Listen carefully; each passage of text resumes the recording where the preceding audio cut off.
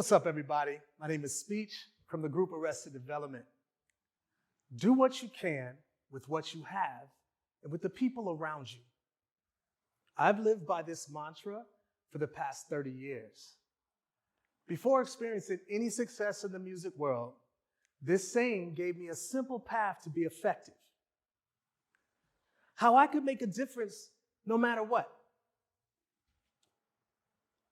Because that's what we all want as leaders, don't we? To make a difference no matter what. Do what you can with what you have and with the people around you. Now, this mantra helped refine me as a leader at a pivotal time as my band's first album was just being released. The album was called 3 Years, 5 Months, and 2 Days in the Life of. The amount of time refers to how long my group was together before we got our first record deal. For those previous 3 years, I was a musician trying to lead a group of members who I had handpicked to participate in my impossible dream. That as hip-hop artists from Atlanta, we could land a major record deal and shake up the world, even though it had never been done before. But we could do it if we kept motivated and did something no one else had done before, which we did. When the record was launched, it was a whole new level of leadership for me. Suddenly, I was called to lead way above my pay grade. As a group that was just starting to blow up, we're getting bigger and bigger, and we're climbing the charts. But because of that, suddenly I was in all kinds of different rooms, different situations, with different types of people than I was before. And to be honest, the stakes could not have been higher. So I'm thinking, how could I succeed even though I've never done this before? And that phrase came to my heart. Do what you can with what you have and with the people around you. This gave me the confidence to move forward ever and backwards never. And this mantra was said by a young boy in South Africa. His name is unknown. I've never met him. But from way across the world, this boy's quote inspired me so much. He taught me that whatever resources you have can still be resourceful. And even if the odds are stacked higher and higher against you, you can make stair steps with those odds to a better future. And that little boy is what I call a brave leader. If it wasn't for the brave leaders in my life, I would have been overwhelmed by the things I couldn't do, things I didn't have. I would have been overwhelmed for the people who weren't there for me in my life. You may not know this, but I was born at a very challenging time into a challenging world. I was born the same year that Dr. Martin Luther King Jr. was assassinated. It was a world of division, great uncertainty, and constant change. Not too unlike today. So how do we deliver our best work in a world of constant change and uncertainty? In a world where challenges are inevitable? I believe we need to not only be leaders, but brave leaders. And I'm going to talk about how we all can do that today. So let's jump in. But first, I want to share a few more potent examples of brave leaders who defied the odds, who did a lot with only a little, whose work fundamentally changed the course of my life and what I believed was possible. I want to introduce you to Robert Thomas. It's my dad. My dad grew up in Milwaukee, Wisconsin in the 1930s and 40s. Now, this was a place with horrible situations for Black folk. Unfortunately, opportunities were very rare, racism very overt and covert, and housing discrimination and redlining, plus high rates of crime was the norm. And to be honest, where he was born and grew up originally, Tennessee, was actually much worse. And this man could have fallen under the weight of this. No one would have blamed him. But he decided that his mindset was going to be different. He said he could beat the odds. He could lead himself and others to opportunities. And you know what? He did.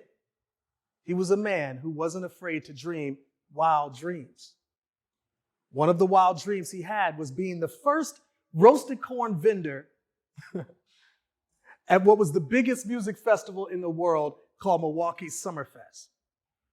I don't know what was more daring, my dad wanting to sell a product on the side of a country stage, a country music stage of the largest music festival, or that he didn't choose soul food or fried chicken, which would have been much more the norm. No, he went all in and on corn. Actually, we all went in on corn because the whole family poured our money into this business. And we had to take a look at what he was striving to do. My dad had us all wearing plaid country western shirts and cowboy hats to play to his ideal customer. And though we're a black family, it wasn't usual that black families dressed like Johnny Cash. This was the business that he needed to succeed, or would we lose everything? There was no precedent for doing something like this. But the response was unbelievable. People loved Robbie's roasted corn. And literally, the first year, lines wrapped around the entire numerous buildings that were around this country stage. Lines were wrapped around the buildings to get an ear of corn. It was uncanny. It was crazy. But people were always curious, like, are people really trying to get corn here? It was corn. It was roasted corn. And every year, for 45 years, those lines were that way. And in fact, since 1978, the company my dad started is still going strong to this very day. That's dope to me. I want to introduce you to my mom, Patricia Thomas, who's now Patricia Patillo. Born in 1939 in East St. Louis, another very rough part of the United States. My mom didn't really see herself as the visionary like Pops, or an activist, or even a leader, but she had led anyway because she saw a need. So after the 1968 riots that followed Dr. Martin Luther King's assassination, Black-owned businesses that were looted and destroyed needed to be temporarily closed. When they reopened, mainstream newspapers at the time wouldn't even talk about their reopening. They wouldn't cover the story. So the community leaders asked my mom, who was an elementary school teacher, if she could help spread the word for them. And my mom came up with a pamphlet called the Soul City Shopper. Now, the Soul City Shopper featured various Black businesses. But what started off with her passing out these pamphlets quickly became the largest Black newspaper in all of Wisconsin, the Milwaukee Community Journal, which is 45 years strong to this day as well. I've talked a lot about the power of brave leadership. But what is a brave leader? And what makes that brave leader brave? Most people think of courage, but I'll tell you, it's more than any one thing. There's 5 qualities of brave leadership, 5 things that can empower you and can inspire others in meaningful and measurable ways. So the first quality of brave leadership is being bold. It's seeing a void and being willing to step out and fill that void. Whether you're building on something that already exists or it's never been done before. I told you that I got a bunch of misfit group members to live out my impossible dream, to get a record deal with a major record label. But I didn't tell you that I had a vision of life music in the era of what I call death music. This and many other songs like it were influencing culture around me. Crime rates exploding, and where I'm at in Milwaukee, Wisconsin, my high school house parties that I do every year used to be fun and safe, but changes brought automatic machine guns. People started feeling that that was good, that was cool. A brother that I love to death who was in my rap crew, T.A. Wiz, was murdered at his own house. His father trying to help him, murdered as well, right at the doorstep. That's why I created life music. To make music that uplifted people, that celebrated life. And I knew it was bold and I knew it was needed. Our music, our image, everything went against the grain, and it was desperately needed. But I also had a vision of making this band, this group, multi-generational. Most of us were in our early 20s, like myself, but the youngest in the crew was 13. The oldest was 60 years old. So we had an elder, we had men and women, Afrocentric, revolutionary, for the people, by the people. Sometimes bold leadership is about fulfilling a need that needs you. After our album release, I'm surprised, I'm totally freaking out. It's 1993 and my group won 2 Grammy Awards.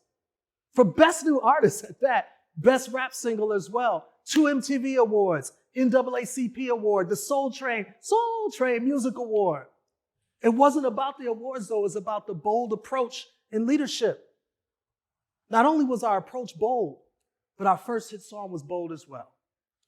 See, bold can also be turning something bad into something better. That's bold. Hardship can become hope. Trauma can become transformational. I was transformed by writing a song called Tennessee. I'm going to sing the chorus for you. Take me to another place, take me to another land, make me forget all that hurts me, let me understand your plan. My childhood in Tennessee, my grandmother was there. Every summer I spent with her. She's this warm, amazing, strong woman. And my summers were amazing with her. And then this one particular year, I got that call that nobody wants to get. My grandmother had passed away. I felt like I lost a pillar in my life. It literally was a hole in my heart. And many of you I know have experienced loss. It's horrible. But I had choices. I could self-destruct or I can self-construct. A week and a half after her death, I wrote the song Tennessee. And at that time in hip hop, bravado was the way to make it. Like being hard, not showing your heart. This was the way to fame. But instead, I cried out to God. And I bared my soul. And trust me, it was a bold move.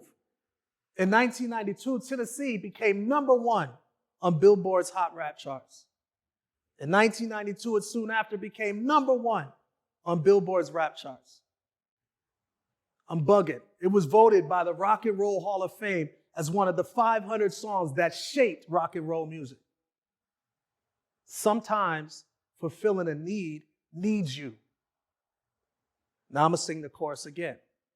Take me to another place, take me to another land, make me forget all that hurts me, let me understand your plan. The second quality of brave leadership is being resilient. Now, what do I mean by that? Being resilient is being willing to stare extreme hardship in the face and move on regardless. By 1994, our career was going extremely well. In fact, by this time, my crew and I had sold 4 million albums. We had toured all around the world. We had just went to South Africa and was literally spending personal time with Nelson Mandela. Like, it's crazy.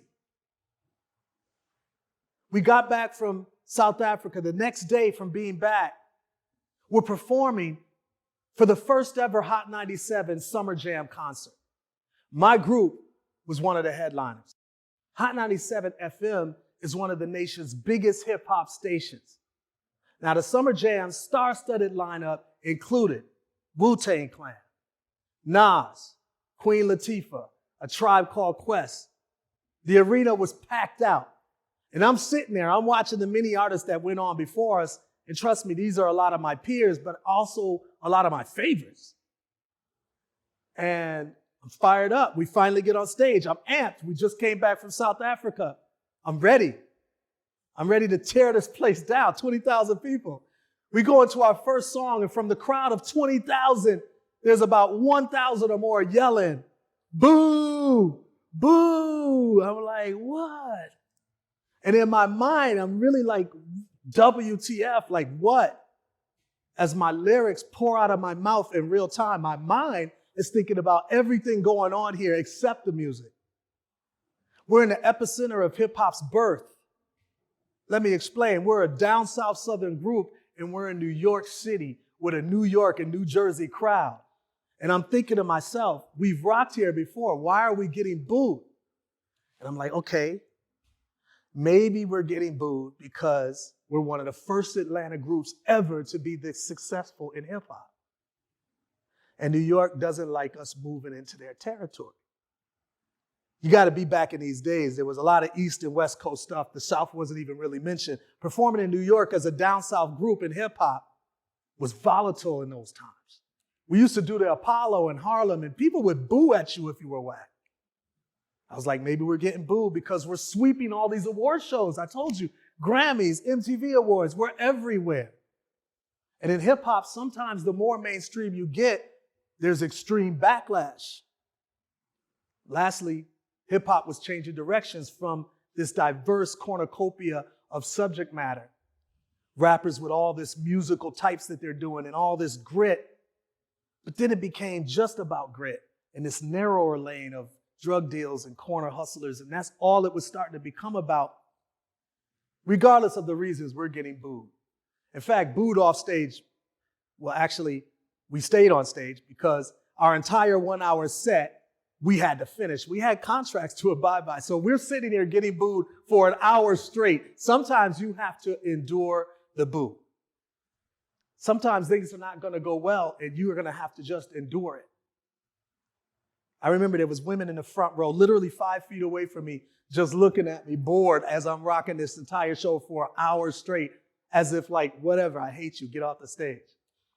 And I had to go into my personal constitution, like, while I'm performing, while lyrics are going out, while we're doing our show, I'm going over what makes me me. Sometimes you have to go over what makes you you. I had to check off all the areas of who we really were. Okay, are we a great group? Check. Do we have a valid purpose of what we're doing? Yes, check. Are we imposters or are we authentic? We are authentic. Check. Do we belong here? Check. And so I said, I'm keep going. I'm just going to have to rock this. And we rocked it. So we went an hour with the booze regardless. It was just going on. After that, we released another album. It was called Unplugged for MTV. It went gold.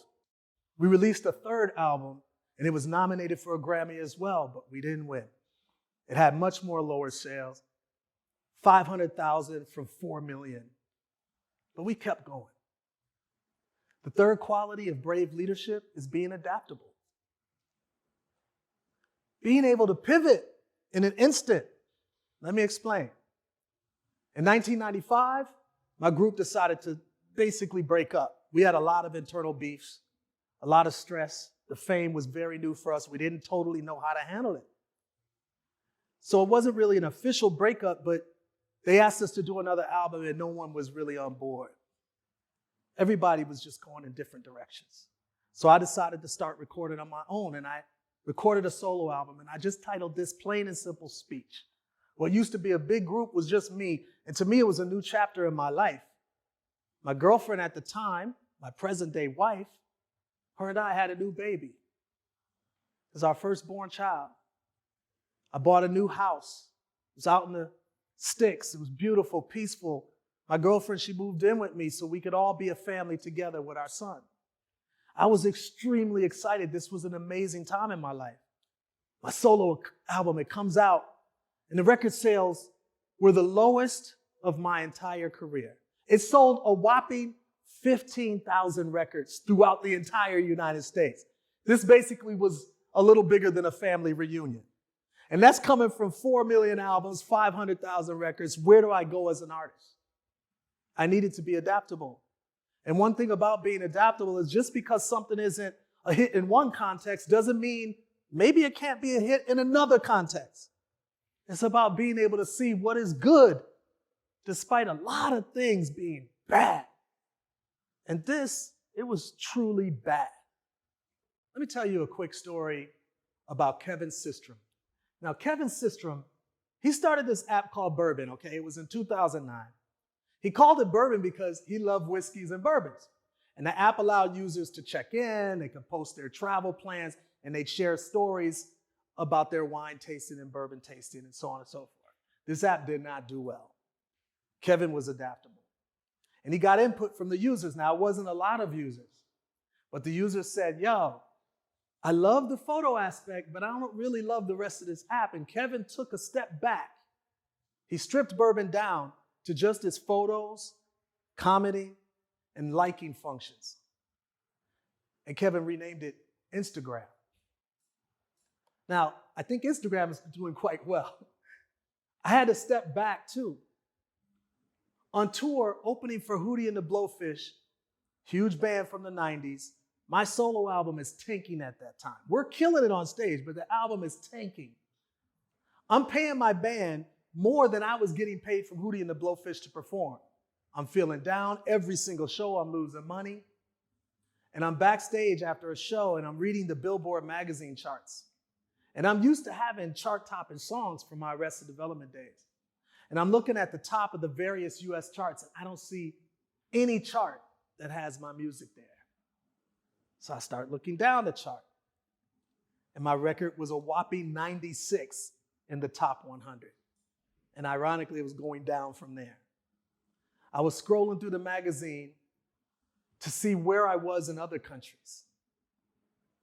The group, Arrested Development, and I had been to Japan in the past, so I was like, well, let me just check Japan. And so I take a look at Japan, and by this time I trained my mind to look down at the bottom. Are we 96? Are we 95? Because this record was doing so bad, and I didn't see us. And in fact, I didn't see us anywhere between the 90s and 100 of the top 100. So I go up to the 50s, and it wasn't there either. I go up to the 30s, it wasn't there. I'm obviously incredibly discouraged, and I even go up to the 10th place, and it's not there either. So I looked at 9. Who was there? Oh, okay, they got it. 8, 7, 6, 5, 4, 3, nothing there. But what was there? The #1 record in Japan was the very record of mine that sold 15,000 copies in the United States. And peep this, it had been there already for 7 weeks and was still going strong, and I had no clue. Being adaptable. I called my manager immediately. I'm like, yo, check the charts in Japan. I totally pivoted. We left the Hootie and the Blowfish tour, left the United States, went to Japan, and we toured Japan. We toured Japan and had sold-out shows for the next 5 to 6 years. I just want to say, domo arigato, Japan. Thank you.